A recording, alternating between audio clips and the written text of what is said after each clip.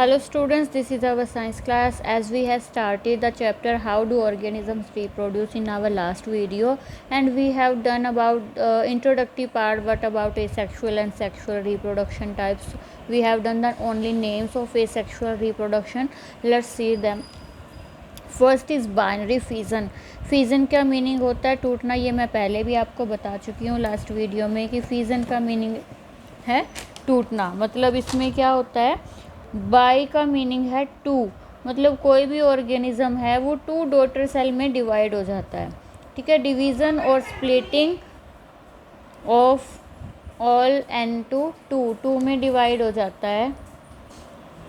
Binary fission is division और splitting of animals into two. ये amoeba, paramecium इसके example हैं. अमीबा है, पहले क्या होगा, न्यूक्लियस एनलार्जमेंट होगा, मतलब न्यूक्लियस है वो शेप में बड़ा हो जाएगा, इलोंगेटेड हो जाएगा. उसके बाद वो टू में डिवाइड होना स्टार्ट हो जाएगा. जब न्यूक्लियस टू में डिवाइड हो जाएगा तो ये इसके टू पोर्शन और फिर वो अलग अलग न्यूक्लियस के साथ अलग अलग अमीबा बन जाता है. ये है बाइनरी फिजन जिसमें एक एनिमल है, ऑर्गेनिज्म है, सिर्फ टू डॉटर सेल में डिवाइड होता है. ठीक है. Next is multiple fission. Fission है, टूटना ही है, लेकिन यहाँ बाइनरी था, टू में डिवाइड हो रहा था, यहाँ मल्टीपल फिजन है. इसका एग्जांपल प्लाज्मोडियम है. डिवीज़न और splitting of one into many, मतलब एक था प्लाज्मोडियम, एक है, इसका एक न्यूक्लियस है. ठीक है. यहाँ पे न्यूक्लियस का नंबर बढ़ेगा, पहले न्यूक्लियस ज़्यादा होंगे, उसके बाद वो ब्रस्ट हो जाएगा और न्यूक्लियस जो होंगे वो जितने न्यूक्लियस होंगे उतने ही अलग प्लाज्मोडियम बन जाएंगे. ठीक है. ये है मल्टीपल फिजन.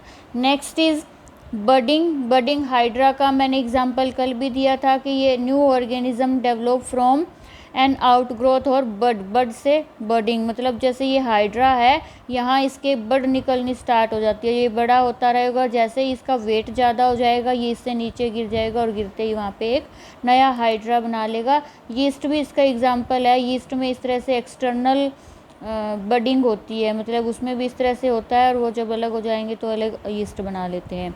नेक्स्ट है स्पोर फॉर्मेशन. स्पोर हैं, सीड जैसी स्ट्रक्चर होती है. ठीक है. सीड नहीं होते, सीड जैसी स्ट्रक्चर होती है, क्योंकि इसमें सीड जो है वो क्या है, सेक्सुअल रिप्रोडक्शन में आता है जिसमें मेल फीमेल होता है, लेकिन स्पोर है वो सिंगल पेरेंट से बनता है. Parent plant generate thousands of spores which individually grow. जैसे फंगस है, आपने ब्रेड पे या खाने पे देखा होगा, बूफन आई हुई देखी होगी, उसमें क्या होता है, इस तरह से होता है, उसमें एक गुच्छा सा होता है और उसके ऊपर इस तरह से स्ट्रक्चर होती है. ठीक है. तो ये क्या है, ये स्पोर हैं जो सर्कल शेप में, और जैसे ये अलग होंगे एक नया वहाँ पे फंगस बना लेते हैं. राइजोबस है, ये ब्रेड पे लगती है जो, वो इसका एग्जाम्पल है. ये लगा के भी देख लो, ब्रेड को थोड़े दिन रख दो, उस पर आ जाएगी ना. Next is fragmentation and regeneration. में देखिए, फ्रेगमेंटेशन है टुकड़ों में टूटना. इसके लिए कोई स्पेशल कंडीशन नहीं है कि क्या होना चाहिए या क्या नहीं होना चाहिए. ये नहीं ज़रूरी कि इसमें कोई स्पेशल सेल हो, ये ध्यान रखना. फ्रेगमेंटेशन क्या है, fragment of parent breaks off and develop into genetically identical individual. जैसे स्पायरोगायरा है, पानी में होती है, ये मतलब पट्टी सी है, ग्रीन कलर की होती है, तो अपना ये खाना भी खुद बना देती है. तो जैसे ही मान लो ये यहाँ से टूट गई, ठीक है, तो ये दो अलग पीस हो गए, ये दोनों पीस एक अलग स्पायरोगायरा में मतलब पूरा वो बन जाएगा. ठीक है. तो ये है फ्रेगमेंटेशन, जब टुकड़े हो रहे हैं. नेक्स्ट है रीजनरेशन. देखिए, रीजनरेशन में भी हमने किसका एग्जांपल लिया था, प्लेनेरिया का लिया था कि इसके 3 टुकड़े हो गए तो ये तीनों क्या करेंगे, अलग अलग ऑर्गेनिज्म बना लेंगे. लेकिन यहाँ पे कुछ कंडीशन है. रीग्रोथ ऑफ डैमेज्ड और मिसिंग ऑर्गन पार्ट. देखिए, यहाँ तो टुकड़े ही अलग हो रहे थे, यहाँ पे क्या है कि जो पार्ट मिस हुआ है उसका ऑर्गन, जैसे छिपकली है, छिपकली की पूंछ टूटती है वो फिर से आ जाती है. हमारी स्किन पे चोट लगती है, स्किन कहीं से ख़त्म हो गई तो वहाँ पे स्किन दोबारा आ जाती है, वो रीजनरेशन है. लेकिन हम ये एग्जांपल नहीं दे सकते छिपकली का, और हमारा भी एग्जांपल हम रहा नहीं दे सकते, क्योंकि इसमें ना रीजनरेटिव सेल, मान लो जो ये इस तरह से ऊपर का पार्ट है, ये नीचे का पार्ट है, और इस तरह से अगर ये 3 में डिवाइड हो गया तो इस पार्ट में अगर वो रीजनरेटिव सेल है तो ही ये पार्ट ग्रो करेगा, अदरवाइज़ ये ग्रो नहीं करेगा। मतलब ये कंडीशन है।